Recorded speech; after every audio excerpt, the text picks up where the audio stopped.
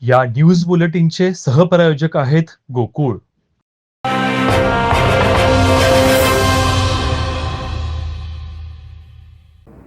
रत्नागिरी जिल्ह्यात पाणी टंचाईची दाहकता वाढली आहे. रत्नागिरी तालुक्यातल्या 5 गावांमधील 25 वाड्यांना टँकरनं पाणी पुरवठा केला जात आहे. जिल्हा प्रशासनाकडून 5 टँकरद्वारे पाणी पुरवठा केला जात आहे. रत्नागिरी जिल्ह्यातल्या सोमेश्वर गावात पहिला टँकर सुरू करण्यात आला. एप्रिलच्या आधीपासूनच पाणी टंचाईची समस्या भेडसावू लागली आहे. त्यामुळे गावकऱ्यांना टँकरच्या पाण्यावर अवलंबून राहावं लागतंय. सोमेश्वरमध्ये पाळंदवाडी व गुरववाडीला टँकरनं पाणी पुरवठा करण्यात येत आहे. एप्रिल-मे महिन्यात उन्हाची तीव्रता आणखी वाढणार असल्यानं ग्रामस्थांचे पाण्यावाचून हाल होणार आहेत.